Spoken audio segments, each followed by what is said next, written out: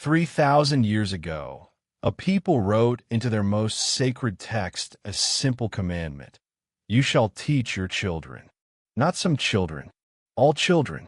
Every day, at home and on the road, lying down and waking up. They called this method Shavruta, learning through combat with ideas. Not to agree, but to challenge. Two students leaned toward each other, arguing, probing. The sound of a Jewish study hall is not silence. It is argument. An argument was the path to truth. In 64 BCE, a high priest named Joshua ben Gamla made a decree that changed history. Teachers must be appointed in every town for every child, regardless of wealth or family. The Talmud honors him.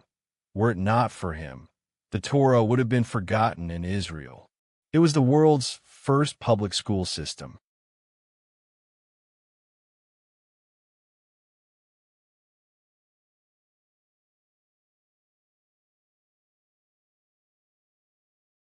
Israel declared independence on May 14, 1948, surrounded by armies on every border. They had no established currency, no army, no government machinery. And yet, within 1 year, in the middle of war, they passed a compulsory education law. They could have waited for peace. They did not. Operation Magic Carpet brought 50,000 Yemenite Jews to Israel, many who had never seen an airplane. They arrived with almost nothing. Within weeks, their children were sitting in Israeli classrooms, learning a language called Hebrew in a land their ancestors had prayed toward for 2,000 years.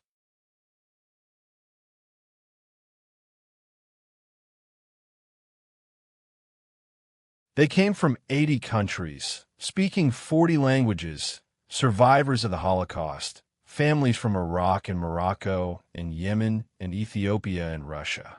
The school was the forge. One Hebrew classroom, one shared story. Within a generation, they were one people.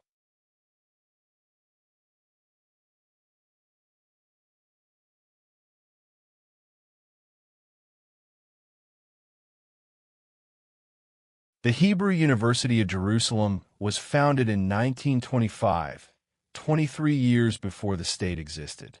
Albert Einstein delivered the inaugural lecture, speaking his opening words in Hebrew. A university was built before a nation.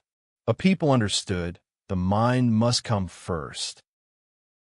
In 1982, a scientist at the Technion looked through his electron microscope and saw something that could not exist. He wrote in his notebook, "There can be no such creature." His colleagues mocked him. He was removed from his research group. The greatest chemist in the world called him wrong. He kept his data. He published.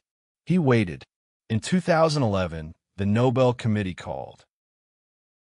Ada Yonoth was born in 1939 in a small Jerusalem apartment, so poor that her father's books served as the walls of her bedroom.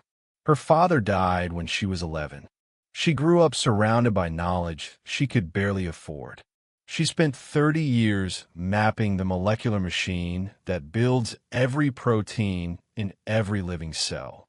In 2009, she received the Nobel Prize in Chemistry.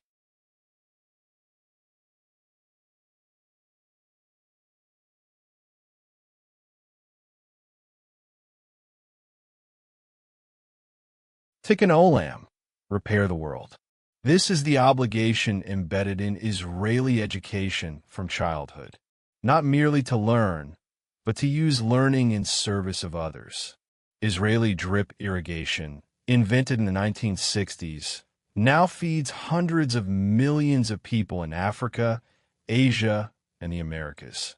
Knowledge held in trust for the world. Israeli engineer Gavriel Idun invented the pill camera, a device smaller than a vitamin, swallowed by patients, that photographs the entire digestive tract from the inside.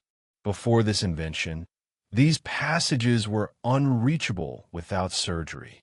A small capsule, a great mercy. used today in hospitals across the world.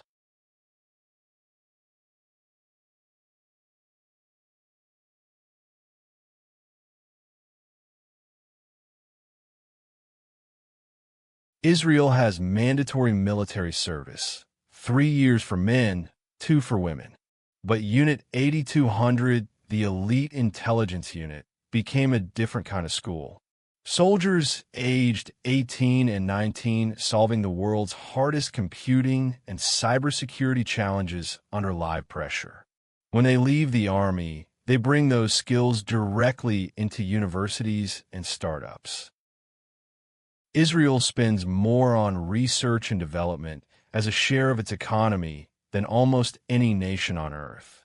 A country of 10 million people has more companies listed on the NASDAQ outside the United States than all of Europe combined. Waze, Mobileye, Checkpoint, companies that change how the world navigates, drives, and protects its data. This is not an accident of geography or wealth. It is the harvest of 3,000 years of a civilization that believed one thing above all, that every child deserves to learn, that the mind, given freedom to question, can repair the world. The ancient commandment, still echoing, the mind that blooms.